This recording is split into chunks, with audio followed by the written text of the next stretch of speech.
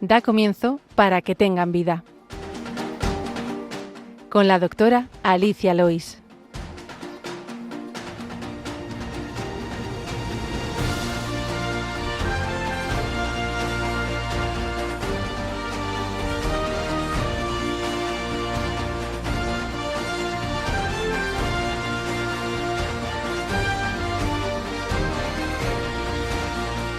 Muy buenas, queridos oyentes de Radio María, bienvenidos al programa Para que tengan vida, dedicado a la medicina. Les habla Alicia Lois, médico de familia. En el control, como siempre, me acompaña mi padre, José Luis Lois. Y hoy en el micrófono, aquí en los estudios centrales de Radio María en Madrid, me acompaña mi gran amigo y pediatra Ricardo Gómez. Buenos días, Ricardo. Buenos días, Alicia. Que ya nos has acompañado en otras ocasiones, hablando de vacunas, hablando de alergia. Y bueno, pues ya tenía yo ganas de que volviéramos a coincidir, incidiendo también a nuestros oyentes en que la salud no es lo más importante, pero bueno, que ayuda porque nada humano es ajeno a Dios. Así que bueno, pues sabiendo que lo más importante no es la salud, desde luego vamos como siempre con el sumario del programa de hoy.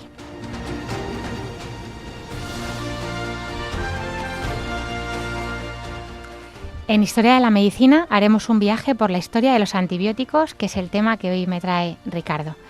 En el problema médico de hoy hablaremos del uso adecuado de antibióticos y algún repaso de algunas patologías que lo necesitan. En primeros auxilios hablaremos, si nos da tiempo, de la prevención de los ahogamientos y acabaremos, como siempre, con la oración de los niños, que hoy nos manda Yago.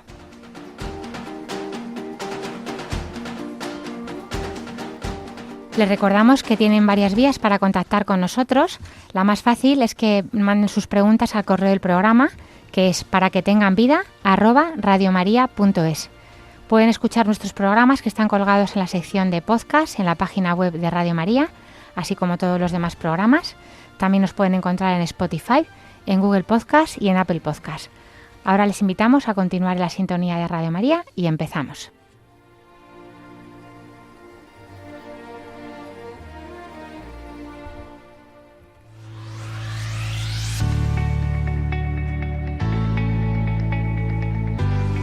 Historia de la medicina.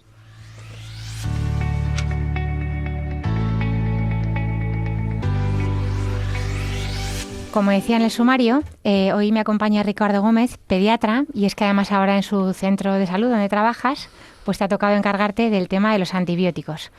Cuéntanos primero, en esta primera sección que hemos nombrado Historia de la Medicina, bueno, pues lo bonito que es los antibióticos, que cómo hemos llegado hasta aquí, y un poquito pues lo que nos quieres contar sobre este tema tan interesante y tan importante, claro. Muy bien, bueno, daremos alguna pincelada porque ahora que utilizamos los antibióticos con tanta naturalidad y están, bueno, un poco metidos en nuestra vida cotidiana porque todo el mundo en algún momento tiene que usar de ellos, hay que recordar que ha habido la mayoría de la historia de la humanidad se ha desarrollado antes del descubrimiento de los antibióticos y esto suponía un verdadero problema porque las enfermedades infecciosas han generado mucha morbilidad, mucha mortalidad a lo largo de la historia de la humanidad y el que nosotros estemos ahora en este momento, pues hay que vivirlo de alguna manera como un privilegio, ¿no? Porque tenemos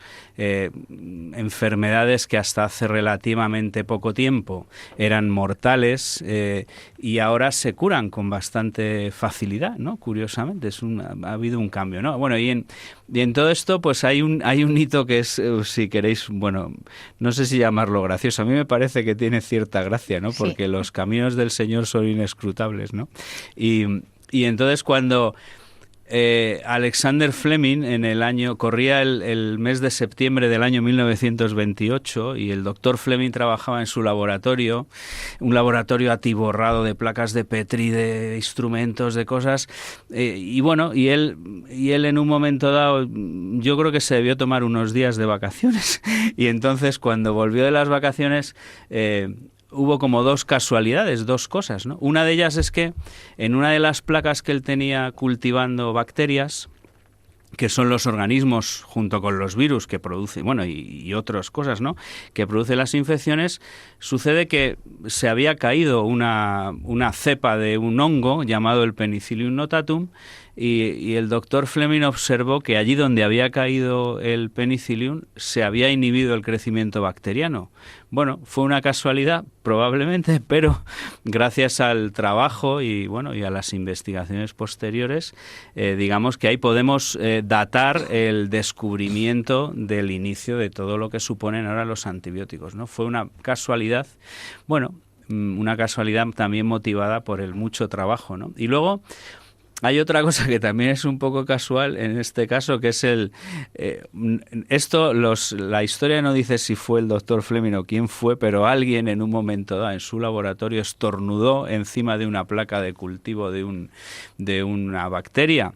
Y también vieron que donde habían caído las gotitas estas de Fluge, que ahora conocemos tanto después de la pandemia del COVID y cómo se transmiten y demás, pues también ahí había puntos en los que la bacteria no había crecido. Y Fleming siguió investigando, recurrió a sus amigos bioquímicos, etcétera, y consiguió independizar una enzima que es la lisocima que hay en la saliva, que también es un inhibidor de los antibióticos. Bueno, a partir de ahí se empezaron a desarrollar diferentes, los primeros antibióticos, que son las penicilinas, ¿no? Que son antibióticos de origen biológico y que posteriormente, se fueron a partir de la estructura bioquímica del anillo tetraprirrólico, se fue investigando y se fueron descubriendo otro tipo de antibióticos, pero esto cambió de alguna manera, ¿no?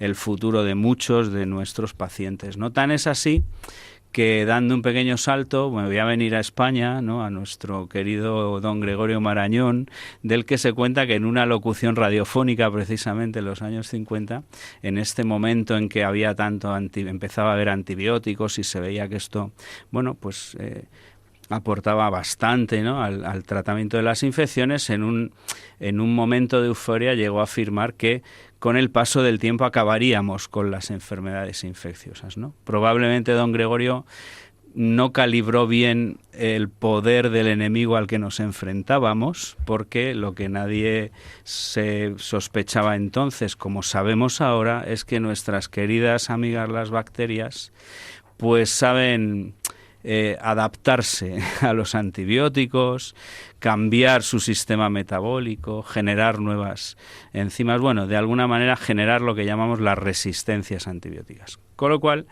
el uso de antibióticos, que es algo fantástico y que nos ha ayudado tanto, tiene una cara B, una parte negativa, que puede provenir del mal uso o del abuso de los antibióticos, porque se generan resistencias y esto hace que las bacterias cada vez sean más agresivas, ¿no? Que es un poco todo lo que, como tú has dicho, lo que intentamos de alguna manera analizar y ponerle remedio desde los programas de uso racional de antibiótico en la sanidad, ¿no? Eso sería un poco esta pequeña introducción muy breve y muy rápida y con pocos hitos en realidad, pero que yo creo que tiene su interés, ¿no? Porque gracias a muchas personas que nos han precedido y que han sabido observar, trabajar, pues ahora estamos donde estamos, ¿no?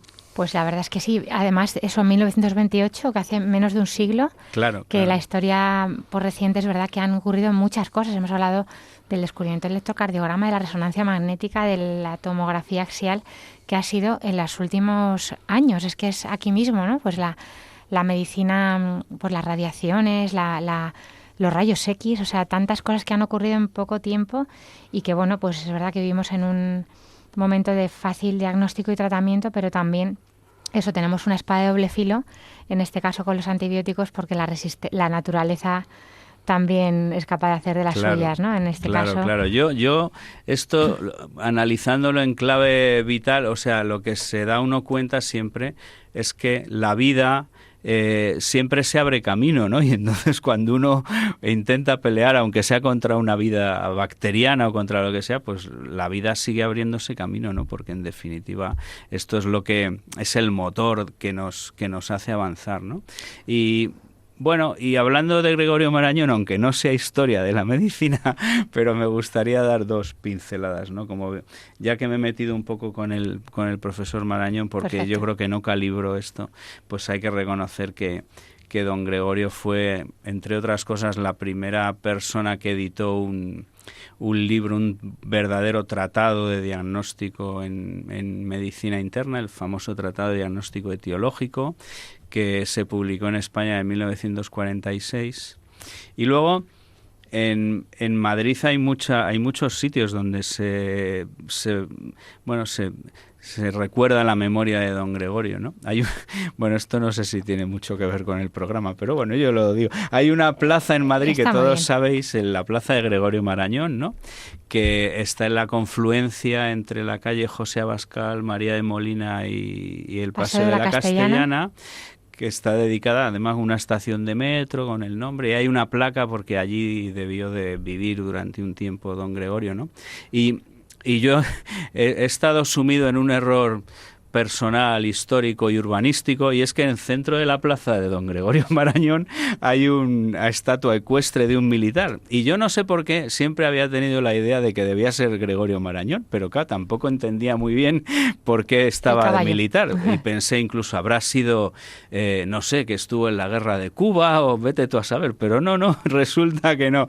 Luego me he documentado y resulta que la estatua que hay en medio de la plaza de don Gregorio Marañón es una estatua del Marqués del Duero, que fue un general isabelino que participó en las guerras carlistas y que posteriormente además fue presidente del Senado, y que no tiene nada que ver con don Gregorio. Yo creo que deberíamos mandar al Marqués del Duero a su calle, que seguro que tendrá alguno, y poner algo de don Gregorio en la plaza de Gregorio Marañón. Bueno, esto es una tontería, pero bueno, si alguna vez pasáis por allí y veis a un señor a caballo, claro, militar, que sepáis que no tiene nada que ver con don Gregorio Marañón, ¿no? Y me habías hablado de la Fundación Ortega Marañón. Sí, hay una fundación, la Fundación Ortega Marañón, que tiene su sede además relativamente cerca de la plaza de Gregorio Marañón. Está en la esquina de la calle del General Martínez Campos con la calle Fortuny, o Fortún, como queráis, ¿no? Y es un sitio, bueno, curioso desde el punto de vista arquitectónico. Es un pequeño palacete que hace ahí esquina con unos jardines, que fue un edificio que albergó primariamente en 1915 la Residencia de Señoritas, que fue una institución que se creó a la sombra de la Institución Libre de Enseñanza y que estaba orientada a ayudar a mujeres a hacer estudios universitarios, licenciaturas, etcétera, y cuya primera directora fue María de Maeztu. Y es un sitio curioso de ver, que actualmente sigue haciendo másteres y fomentando estudios universitarios, etcétera, y mantiene, por lo de Ortega, no tanto por Marañón, pero bueno, por los dos, todavía siguen publicando la Revista de Occidente, ¿no? Bueno, yo creo que es un sitio de estos rincones de Madrid que merece la pena darse una vuelta a visitar y ver. Esto es un programa de medicina y de cultura madrileña también. Y justo detrás, un poquito más arriba, está una sede de la Institución Libre de Enseñanza, que es también un edificio antiguo, pero que se le ha hecho una reforma arquitectónica modernista preciosa a mi modo de ver, y que es un sitio un poco recóndito y que uno puede pasar por la puerta y no darse cuenta, pero que también se puede pasar y visitar. Tiene un jardín interior muy bonito. Bueno, yo creo que Madrid, por supuesto, está plagado de rincones encantadores y de instituciones y de sitios donde uno puede pasar un buen rato, ¿no? Es que Ricardo, además de pediatra, se dedica a estudiar. Estudia carreras a distancia. Sí. Y en su tiempo libre estudia mucho, y historia y lo que le echen. Bueno. Y escribe más cosas, en fin. Pues nada, fenomenal. La verdad es que la página web de la Fundación Ortega Marañón es muy interesante, y ayer estuve ojeando cuando me lo comentaste, y tiene mucho de humanidad junto con medicina también. Sí. O sea, las dos cosas. Claro. Cómo mezcla el tema de, pues el humanismo, con la medicina, ¿no? Con lo cual nos encanta en este programa. Pues nada, pasamos al problema médico de hoy.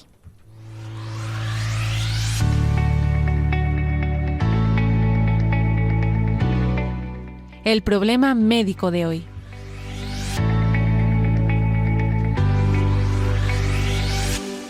La verdad es que de los antibióticos hemos hablado más veces, porque es verdad que es un tema bastante preocupante. cuando en alguna ocasión con Leila, que tú bien conoces también, amiga nuestra, pues hemos hablado también del abuso de los antibióticos y de muchas veces los mitos, ¿no?, que se crean alrededor de los antibióticos, de pues típicos catarros virales que no se curan con antibióticos, y cómo cuántas veces pues vienen a consulta pidiéndonos el antibiótico como cura para su afección viral, cuando no le va a hacer absolutamente nada, al contrario, ¿no?, es seguramente más mal que bien. Bueno, pues en este planteamiento general, se desarrollan programas, como decía Ricardo, de vigilancia y de observación para evitar las resistencias tan en auge de las bacterias, sobre todo porque se nos acaba el repertorio. Se nos acaba el repertorio antibiótico para muchas veces pacientes que verdaderamente lo necesitan porque tienen afecciones pues pulmonares o de otro tipo crónicas, que tienen que usar muchas veces antibióticos de forma repetida. Y bueno, pues háblanos un poquito de esto también, de las resistencias comunitarias, todo esto, porque es importante, no solamente para uno, sino también para el resto y demás. Sí. Porque es importante pues prescribir cuando es necesario y cuando no. Claro. Bueno, es que una de las cuestiones de la prescripción antibiótica, como hemos dicho antes, es que, bueno, primero, en medicina lo más importante, yo el otro día lo hablaba con algunos residentes, lo más importante en medicina es diagnosticar. Tratar luego, una vez que uno tiene hecho el diagnóstico, pues tenemos bastantes herramientas terapéuticas, pero es muy importante hacer un buen diagnóstico. Los que nos dedicamos a la atención primaria hacemos muchos diagnósticos clínicos, tenemos por obligación que ser buenos clínicos, saber explorar bien. Bueno, y en el caso de los pediatras, pues nosotros nos enfrentamos de manera cotidiana a las infecciones comunes de los niños, ¿no?, que en su gran mayoría, como todo el mundo sabe, son de tipo vírico y que pocas veces, alguna, pero realmente pocas, pues son de tipo bacteriano y tenemos obligación de tratarlas con antibióticos. Uno no debe tratar con antibióticos las infecciones víricas porque no se curan y sobre todo porque el uso y el abuso de los antibióticos generan resistencias y esto hace que las bacterias cada vez sean más difíciles de tratar, exijan antibióticos nuevos, exijan dosis más altas, tratamientos más prolongados y todo esto de alguna manera es responsabilidad tanto de los facultativos que prescribimos antibióticos como de los pacientes que tienen que saber y entender que hay muchas cosas que no se curan con antibióticos y que merece la pena a veces pues esperar, vigilar, reexplorar, bueno, ir viendo todo esto. Cosa que no quita que en un momento dado haya que utilizar un tratamiento antibiótico y esto, bueno, pues nos quite la patología, incluso salve vidas, ¿no? Entonces, bueno, la prescripción tiene que ser adecuada, hay que prescribir antibióticos cuando son necesarios, hay que prescribirlos el tiempo que se precisa y hay que prescribirlos a las dosis adecuadas. Y todo esto que de alguna manera ocurre, si me permitís la expresión, en la intimidad de una consulta, porque al final el que prescribe es el médico y él es el que decide al final qué es lo que tiene que hacer. Bueno, todo esto a nivel global se va chequeando, se va estudiando, se va viendo, porque esto nos ayuda a ver si hay alguna desviación muy llamativa de lo que normalmente se tiene que hacer y esto está estudiado a nivel europeo y en España y en cada comunidad autónoma y en cada área sanitaria, en cada centro de salud y al final en cada médico, ¿no? Y tenemos que estar todos un poco en esa línea y eso se llama o se controla a través de los programas de prescripción antibiótica, los PROA, que es lo que utilizamos en atención primaria, y a nivel nacional una cosa que es el Plan Nacional de Uso de Antibióticos. Bueno, dicho esto, y datos concretos que a lo mejor nos pueden ayudar y nos pueden ilustrar, ¿no? Los datos del año 2024 dicen que en España prescribimos, somos el cuarto país de la Unión Europea que más antibióticos prescribe, ¿no? Los índices que utilizamos para para ver el número que nos indica esto viene de dos índices, que son los DDD, las dosis diarias definidas, y los DHD, que son las dosis por habitante. Y esto, el dato que yo voy a dar ahora es de DHD, dosis por habitante, que es todas las personas que en un día toman antibiótico por cada 1.000 habitantes. En la Unión Europea, España, tenemos un DHD alrededor de 23,7 en el año 2024. El país que tiene un DHD más bajo en Europa es Holanda, que tiene alrededor de un 9,6. De un 9,6 a un 23, o incluso a los que tiene Grecia, por ejemplo, que son 34, es mucha diferencia. Si uno hace un cálculo rápido de los datos, si en España se prescriben 23 antibióticos diarios por cada 1.000 habitantes, esto quiere decir que en el día de hoy en España han consumido al menos una dosis adecuada de antibiótico 900.000 personas. Esto es mucho, yo creo, es mucho, ¿no? Y entonces esto, pues probablemente se deba a que en muchas ocasiones hemos prescrito antibióticos para patologías que no lo necesitaban, ¿no? Porque el diagnóstico de salud de infecciones en nuestro país no requiere tanto tratamiento antibiótico, ¿no? Eso sería, por una parte, uno de los primeros indicadores.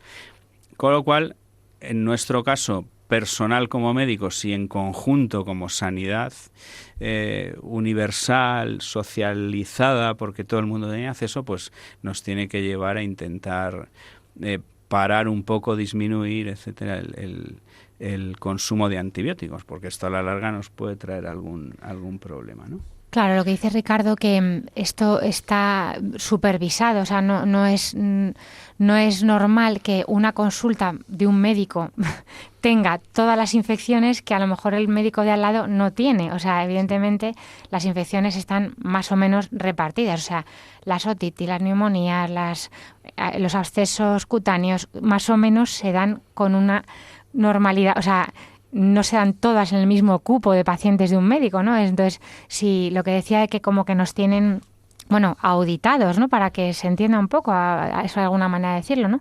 Pues igual que en la prescripción de ansiolíticos, que también estamos en el top de Europa, arriba, ¿no? Me parece que somos, en antibióticos y en ansiolíticos y antidepresivos. Pues claro, la gente no se deprime más en España ni tiene más ansiedad, pero prescribimos más. Muchas veces quizá también porque hacemos una medicina muy defensiva. Por quitarnos al paciente que no vuelva por lo mismo dentro de 3 días o por miedo a equivocarnos, quizá, no sé. Yo a veces he tenido pacientes que se han cambiado de cupo porque no les he puesto un antibiótico para un catarro, y aunque yo les dejo siempre la puerta abierta, si tú sigues mal vuelves en un par de días, 48 horas, 24 horas, las que haga falta. Y que tardo más en explicarle todo esto, porque yo se lo explico, que en recetar amoxicilina, ya está, se acabó. Claro, está, yo pienso que a veces habrá médicos que desistan en el ánimo de explicar todo esto, porque es verdad que dices, pero si es que no hay más sordo que el que no quiere entender, ¿no? Muchas veces uno tiene la mentalidad de que esto se va a curar solo con antibiótico, y es como tiene que ser. Es una pena, ¿no? Porque a veces es un poco, no sé, la cultura que se nos ha impuesto o el miedo a las infecciones. Sí, yo creo que influyen muchos factores, ¿no? Pero sí es cierto esto que tú has dicho, que hay una gran variabilidad entre consultas, interprofesional, ¿no? Claro. En los datos, por ejemplo, de nuestro área sanitaria donde yo trabajo, y en concreto de mi centro de salud, porque esto, como tú bien dices, nos van auditando, no por una cuestión punitiva y que nos digan, oye, que no, tal, sino simplemente para que tengamos los datos, pues que nos permita a cada uno de nosotros ver dónde puede estar la desviación y ver si podemos corregir algo, obviamente, ¿no? En nuestro centro puede haber una variabilidad entre la consulta que más receta, que pueda tener un DHD de 13, y la que menos, que tiene 3, ¿no? Bueno, y los niños son los mismos. Claro, son vecinos. Y los pacientes son todos los mismos, son del mismo entorno. También es verdad que las consultas de adultos pues variará dependiendo de la edad del paciente, de si hay pacientes muy mayores que tienen, o pacientes con patologías crónicas que precisan todo esto, ¿no? Bueno, pero es cierto que en el ánimo de todos tiene que estar un poco esa tendencia a hacer un uso racional del antibiótico, a recetar menos antibiótico y a saber que muchas de las patologías que tenemos no son susceptibles de tratamiento antibiótico. Por ejemplo, hay un dato en toda la evolución de la prescripción antibiótica, que nosotros los últimos datos que hemos manejado son desde el año 2016, donde la prescripción antibiótica era muy alta.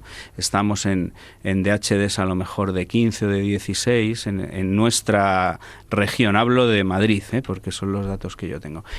Y lo que se ve es que los años 2019, 2020, 2021, 2022 han sido años en que se ha prescrito muy poco antibiótico, motivado porque había una pandemia de coronavirus y sí que es verdad que el coronavirus ha desplazado del nicho ecológico a muchas bacterias, pero también es cierto que hemos sido más conscientes de que muchas de las patologías, no solo el COVID, sino otras, eran víricas y la tasa de prescripción de antibióticos ha bajado. Estamos otra vez en una línea ascendente, pero no estamos llegando a los niveles de 2016, estamos alrededor, en la Comunidad de Madrid, yo bromeo, estamos como los holandeses, estamos en 9,5 de DHD, que es una tasa yo creo que bastante buena, pero tenemos que estar pendientes para no ir con esa tendencia ascendente y pararnos, ¿no? Luego, también la prescripción antibiótica varía mucho, ¿no? Luego, otra cosa que también nosotros tenemos los datos son los tipos de antibióticos que utilizamos, ¿no? Sí que es verdad que seguimos utilizando como antibiótico mayoritario las penicilinas y las penicilinas de amplio espectro, básicamente la amoxicilina, que es una penicilina sintética derivada de la penicilina original, y esta es la que se lleva la palma en primaria, ¿no? Y lo utilizamos bastante. La siguiente que más se prescribe es la amoxicilina con ácido clavulánico, que es una penicilina a la que se le añade el ácido clavulánico, que es una cosa que la hace efectiva contra las bacterias que tienen beta-lactamasa, que es una cosa... Una estrategia de la bacteria para defenderse. La bacteria, que además, mira, cuando he estado revisando el tema de la historia, la placa en la que se cayó la penicilina del doctor Fleming era una placa en la que estaba cultivando Staphylococcus aureus. El Staphylococcus aureus, a día de hoy, la penicilina no le hace nada. Nada, cosquillas. Claro, porque ha generado resistencias. Tenemos que utilizar penicilinas de amplio espectro, penicilinas...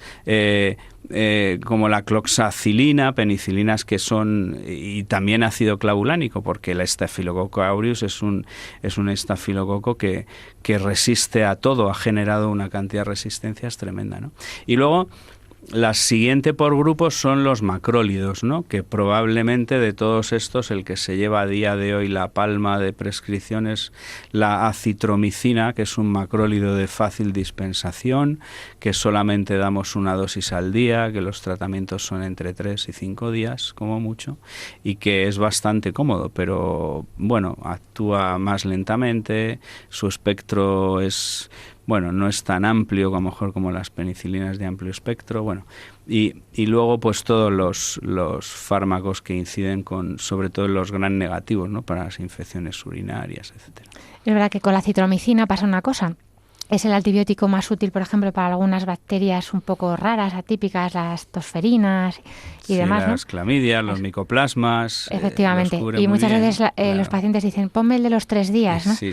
Como para que no me tenga que tomar uno cada 8 horas durante 5 días. Uh-huh. Y es verdad que no lo ponemos alegremente si no es necesario, pues porque también, precisamente por esto, ¿no? Para reservarlo para cuando también haga más falta. Uh-huh. Luego también, que te quería comentar, el uso crónico de antibióticos. Hay pacientes que tienen que usarlos todo el tiempo. Por ejemplo, la citromicina, yo tengo muchos pacientes que tienen, pues, por ejemplo, bronquiectasias pulmonares o fibrosis quística, enfermedades crónicas del pulmón, que tienen que tener una dosis, por ejemplo, pues lunes, miércoles y viernes, una dosis.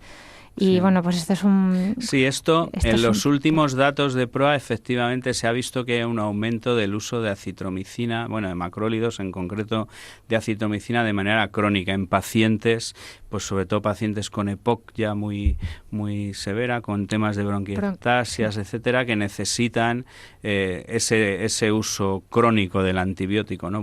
Pues si hay que usarlo, hay que usarlo. Otro Otro aumento que se ha visto son las tetraciclinas. La doxiciclina ha aumentado bastante, como un 20% en los últimos 2 años. Bueno, esto puede ser debido a veces a tratamientos de acné crónico, y luego también se está usando, yo creo, eso puede ser mucho en ITS, en infecciones de transmisión sexual, y muchas veces como tratamiento preventivo en pacientes que tienen conductas de riesgo y que antes de tener ni siquiera la infección lo utilizan como una manera de protegerse, ¿no? Que es una manera errónea de protegerse, dicho sea de paso. Sí, una falsa seguridad también. Claro, pero se está utilizando bastante, ¿no? Y luego otro antibiótico que curiosamente se ve que en ocasiones se ve en uso crónico, y que ahí sí que hay una indicación expresa de no usarlo crónicamente, que es la nitrofurantoína, ¿no? La nitrofurantoína solo está indicada para el tratamiento de cistitis en ciclos de 7 días, no se puede utilizar más de ese tiempo, porque además luego tiene contraindicaciones y problemas hepáticos, etcétera, pero curiosamente, y eso hay una nota de la Agencia Española del Medicamento alertando sobre el uso, se ha visto que hay un repunte de uso crónico de nitrofurantoína, que eso ya no es que genere resistencia, es que es una mala prescripción en realidad, no se debe utilizar en ningún caso, ¿no? Bueno, pues vamos a hacer una pausa. Luego seguimos un poquito más porque se me van ocurriendo infecciones de muchas partes que tendríamos que hablar de esto, y la verdad es que ahora, y luego ya además así podemos volver a repetir y concluir. Voy a ponerte una canción, Ricardo, de María Holguín, que la conocerás por Balibán seguramente, que se llama Que se quiebre.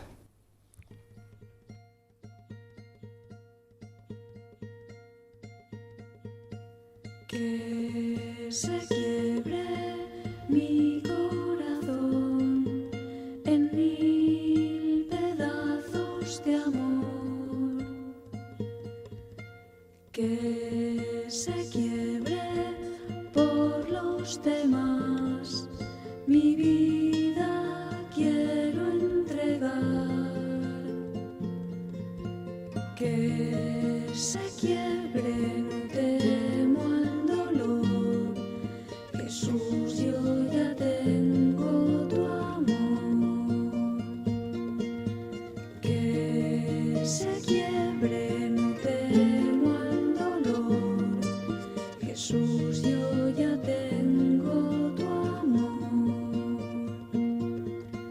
que se quiebre mi corazón en 1000 pedazos de amor, que se quiebre por los demás, mi vida quiero entregar,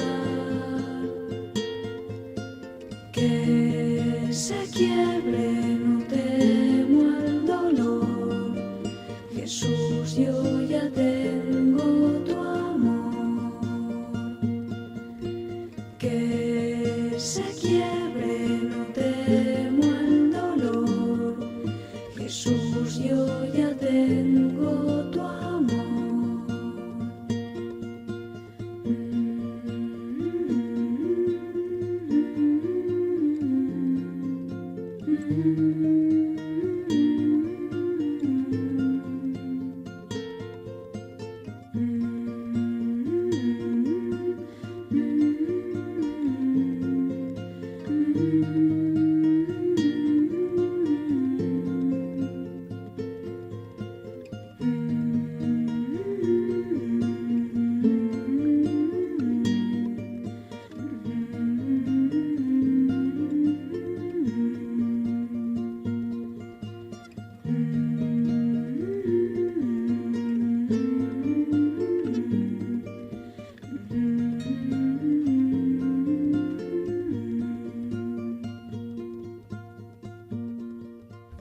Estamos en Radio María, en el programa Para que tengan vida, el programa de medicina. Les habla Alicia Lois y hoy en el estudio central de Radio María me acompaña el pediatra Ricardo Gómez.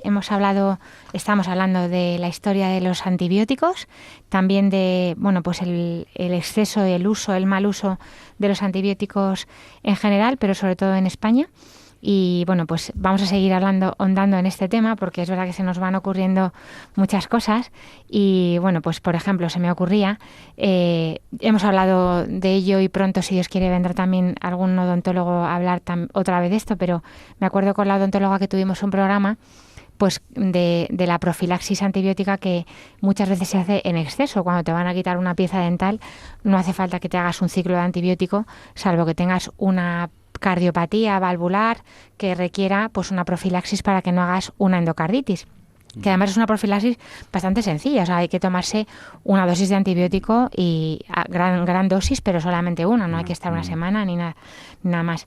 Y luego es verdad que pues es tan importante los antibióticos que, por ejemplo, tener una alergia a la amoxicilina pues es una de las patologías que se intenta en alergia, en la consulta de alergia, hacer una desensibilización, porque claro, es muy probable que a lo largo de nuestra vida necesitemos alguna vez tomar amoxicilina, ¿no? Es bueno, pues para una muela, para una infección de la piel o, por supuesto, del tracto respiratorio, tanto superior como inferior.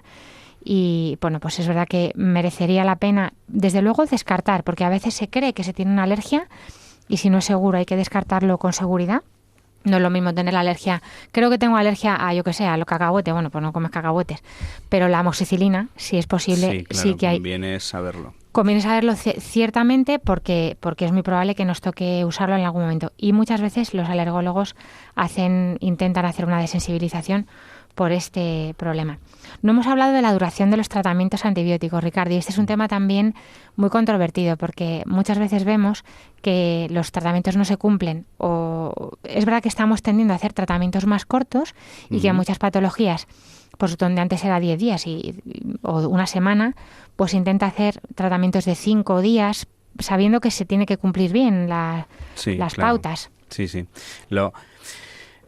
Como comentábamos antes, los antibióticos, al ser tratamientos que van a la causa de la enfermedad, no son tratamientos sintomáticos, sino que van a la causa, pues tienen estas características, que tienen que ser a la dosis adecuada, tiene que ser con la pauta temporal adecuada, porque el antibiótico hay que tomarlo cuando hay que tomarlo, porque si uno no cumple los horarios adecuadamente, los niveles de antibiótico bajan y la bacteria aprovecha esa ventana para volver a crecer. Y luego el tiempo necesario, ni más ni menos, ¿no? Esto la verdad es que muchas veces está sometido a la experiencia y al debate.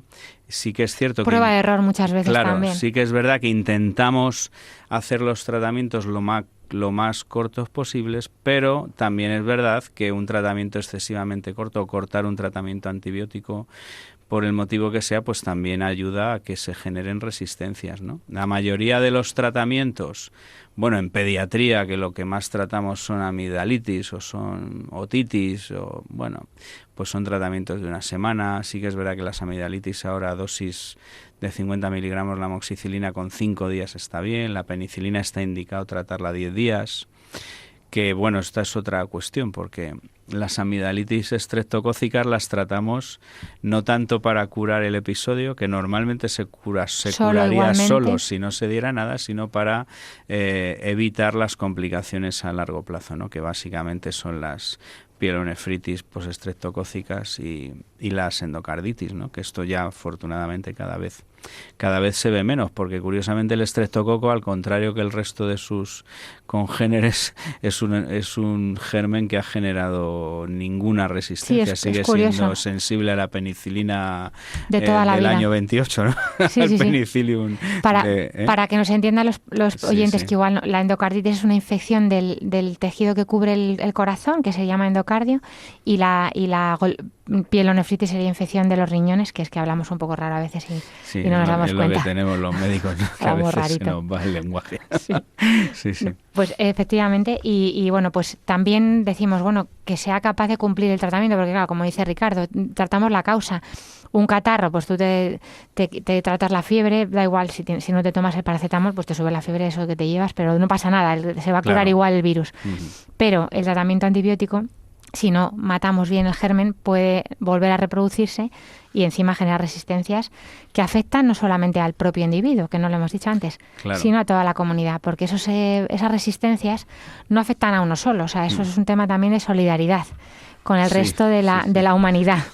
Porque la resistencia, bueno, puedes decir, bueno, pues este es multiresistente, este señor, no, su bacteria, que luego va a infectar a otros, por ejemplo, muchas veces en los hospitales, que infectan de bacterias con infecciones que llamamos nosocomiales, que son las que se cogen en los hospitales muchas veces, no por la mala higiene del hospital, sino porque hay enfermos muy malitos, ¿no? Claro. Con infecciones muy graves y con gérmenes de los superresistentes. Bueno, pues también de ahí, por eso, pues el motivo de que no se puedan dispensar sin receta, porque si no, alegremente, pues nos compraríamos antibióticos para curarnos, pues catarros, alergias o lo que sea, o lo claro. que sea. Sí, la autoprescripción no es una cosa buena. Está muy bien confiar en el médico y ponernos en sus manos, ¿no? Uh-huh. Y luego también, bueno, pues ahí decía Ricardo, la duración, pues también, por ejemplo, las infecciones de la próstata en adultos, yo te lo cuento porque ya os llegará a vosotros dos, a lo mejor Vaya, más hombre. adelante. No, a mí no me va a llegar. Eso No, seguro. pero la prostatitis es Sí. la infección de una próstata. Llega muy mal el antibiótico, le llega muy mal. Y son normalmente tratamientos de hasta 3 semanas, incluso se puede prolongar más, que es una de las enfermedades infecciosas que más largos requiere. Y luego también está, pues, bueno, pues por ejemplo, mujeres, las infecciones de orina de repetición, que tienen que alternar distintos antibióticos. A veces vemos si acaba de hacer hace poco algún tratamiento, pues cambiarle, ¿no? Por ir rotando, porque esta rotación de antibióticos a veces también es conveniente para evitar resistencias. Sí, esto en los niños, las infecciones urinarias recurrentes que normalmente se deben a pequeñas malformaciones de la vía urinaria, reflujos vesicoureterales, pues nos obligan a dar antibióticos a lo mejor durante meses o incluso años hasta que conseguimos corregir la pequeña malformación y efectivamente esto requiere de cultivos repetidos, de ir viendo si las cepas que vamos tratando siguen siendo sensibles al antibiótico inicial o hay que cambiar, que muchas veces hay que cambiar. Bueno, esto ya es otra historia. Otro mundo. Nosotros, como decía Ricardo también, en primaria diagnosticamos clínicamente muchas veces, no tenemos una analítica que nos haga el laboratorio de al lado como el hospital. Pero es verdad que últimamente se van implementando técnicas, por ejemplo, la PCR en adultos, ahora la estamos usando, para cuando tenemos dudas si una bronquitis es solo viral o incluso reactiva, pues a un EPOC, o ya se ha sobreinfectado. Claramente, lo primero, la clínica, ese aumento del esputo, hay aumento de la fatiga, las flemas son más purulentas, pues sospechamos claramente de antibiótico. Pero si tenemos duda, y hoy me ha pasado con un paciente que tenía duda de si era o no bacteriana, pues le he hecho una PCR, ha salido alta, es una proteína C reactiva que se puede hacer una prueba rápida en atención primaria, igual que hacemos pues la glucosa en el dedo o así. Y eso nos puede ayudar, tampoco, porque no todo merece la pena ir a hacer una placa o una analítica incluso, porque a veces la placa tampoco se ve mucho y no nos ayuda al diagnóstico. Bueno, y ya por cerrar el tema, porque ya como siempre se nos va el tiempo y podríamos hablar 1000 cosas más, pero bueno, es verdad que con la otitis, que es una patología muy frecuente en pediatría, pensaba yo, ¿no? Porque bueno, muchas veces dices, pues quizá tratemos antes de tiempo, muchas veces hay infecciones del oído que no son bacterianas, inflamaciones del tímpano, la que llamamos miringitis. Las miringitis. Que muchas veces dentro de un contexto catarral también puede doler el oído, igual que puede doler la garganta. Y claro, esto a veces pues ocurre que se complica con una otitis, moco, infección y demás. Cuéntanos un poquito tu experiencia. Sí, bueno, el tema de la otitis es una de las infecciones más prevalentes en la infancia, ¿no? La estructura anatómica de la orofaringe y del oído de un niño tiene una serie de características que hacen que el oído se puede infectar con más facilidad. Una de ellas es que el sistema inmunitario del niño está creciendo y hay muchos mecanismos de defensa local en todo el anillo de Waldeyer y bueno, los niños generan mucho moco de manera habitual, que es una manera de defenderse de muchas infecciones. Por eso los niños son mocosos por naturaleza, ¿no? Y luego la unión que tiene la orofaringe con el el oído medio, que es la trompa de Eustaquio, la inserción en la orofaringe de un niño es diferente a la de un adulto, con lo cual está más abierta, el moco o cualquier tipo de bacteria puede ascender por la trompa de Eustaquio y colonizar el oído medio. Esto es una cosa cotidiana, pero también es verdad que los episodios inflamatorios del oído, la otitis, dependiendo de la edad del niño y dependiendo de si viene acompañado de otros síntomas como la fiebre o el malestar general o el dolor intenso, junto con la otoscopia que hacemos nosotros y que vemos cómo está el tímpano, si está rojo, abombado, si tiene bullas, si está bombado, si está retraído, si se ha perforado, etcétera, pues hacen que tengamos que usar antibióticos o no. De manera general, muy general, la mitad de los procesos de inflamación óptica en los niños no requieren tratamiento antibiótico, son autolimitados y se suelen quitar solos. Cuando el niño es muy pequeño, tiene, por debajo de 6 meses, por supuesto, y por debajo de 2 años también, si además esto viene acompañado de fiebre, si viene acompañado de un dolor intenso y la otoscopia es muy patológica, pues normalmente tenemos que utilizar antibióticos. Utilizamos antibiótico por vía oral. Normalmente el germen estrella de la otitis en los niños ahora mismo es el Streptococcus pneumoniae, el neumococo, que precisa tratamientos antibióticos con amoxicilina a dosis altas, ¿no? Muchas veces los padres nos dicen, es que me manda usted mucho antibiótico, pero el niño es muy pequeño ya, pero es que lo estoy utilizando al doble de la dosis habitual para una infección de garganta, porque si no, el neumococo no responde a las dosis estándar de amoxicilina, y porque también, como pasaba, como decías tú, con la próstata, el antibiótico tiene que llegar al órgano diana, y para esto necesita dosis elevadas, porque el acceso al oído no es sencillo, no es lo mismo que una garganta o que la piel, ¿no? Por ejemplo. Bueno, pero sí que es cierto que la mayoría las tratamos sintomáticamente. Tenemos muchas otitis que son inflamatorias, pero que no son realmente infecciosas, o que la bacteria que las produce se va a autolimitar y se quitan, ¿no? Bueno, que hagan caso a sus pediatras, si le dicen pues ibuprofeno, calor, analgésicos, y medidas un poquito analgésicas naturales y observar también, claro, al niño, por sobre todo el decaimiento, el estado general y demás. Y pues hay veces que son de repetición, a lo mejor hay que hacer un drenajito, porque si no ese tímpano pues se estropea.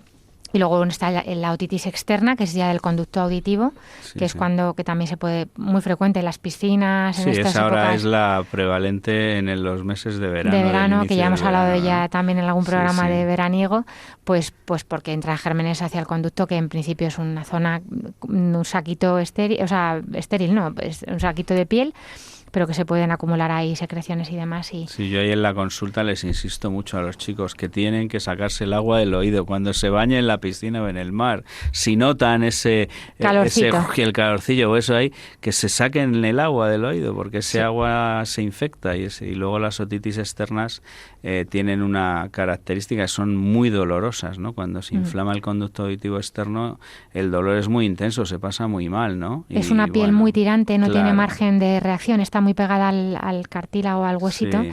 Entonces no tiene, igual que duele un grano en el conducto muchísimo, pues duele mucho una otitis y pues si supura o si sale secreción, por supuesto, pues consultar. Pues muy bien.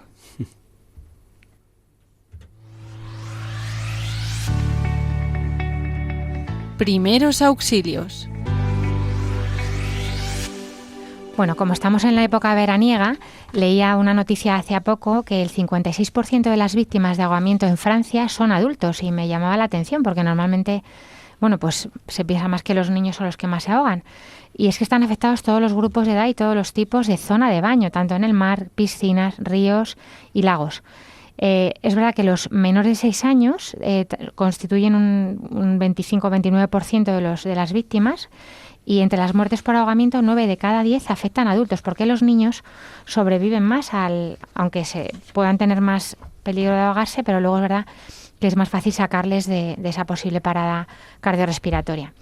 Pues un poquito fijarse sobre todo en las personas mayores de 65 años y en los menores de 6, que no se queden nunca solos, que se bañen acompañados y vigilados. Si puede ser, pues porque además, como ya hemos hablado otras veces, los ahogamientos son por desgracia, silenciosos. O sea, una persona empieza a ahogarse y no puede gritar, no le da tiempo a reaccionar, y además, dependiendo en qué zonas, si son abiertas y demás, es muy difícil verles, luego se les pierde de vista rápido.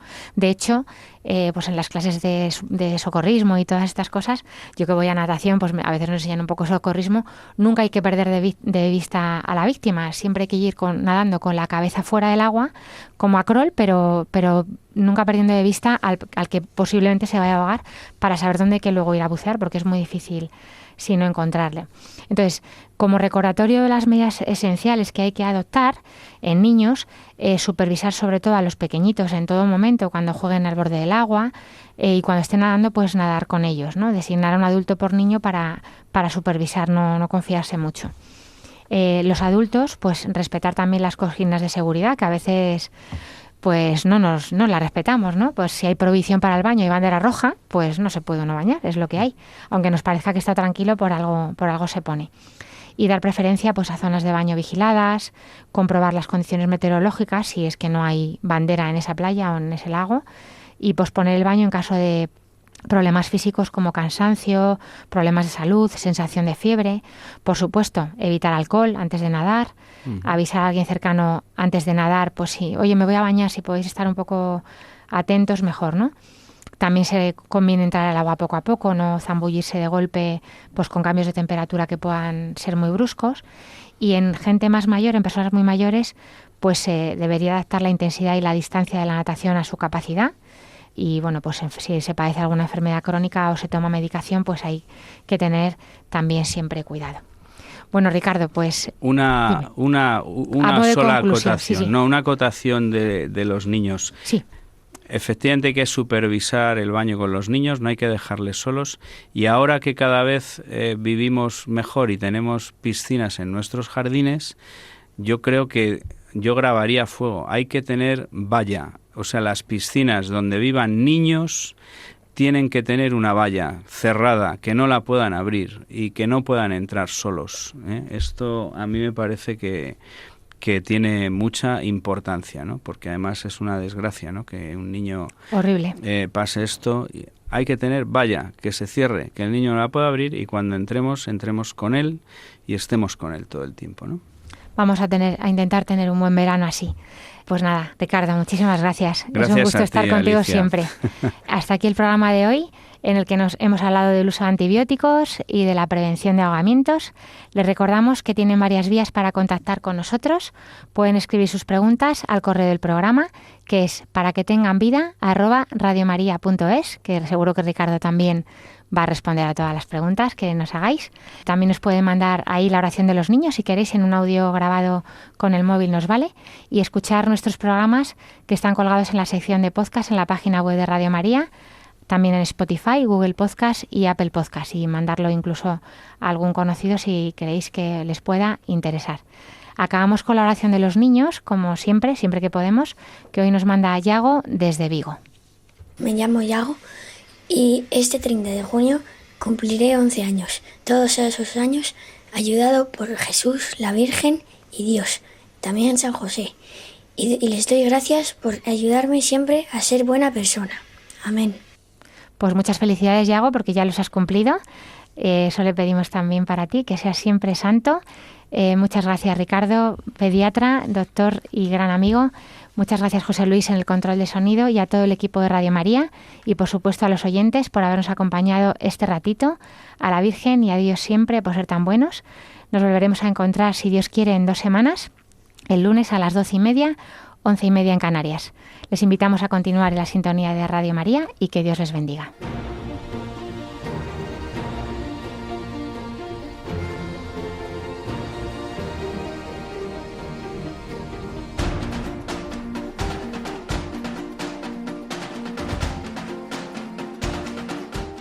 Así concluye Para que tengan vida, con la doctora Alicia Lois.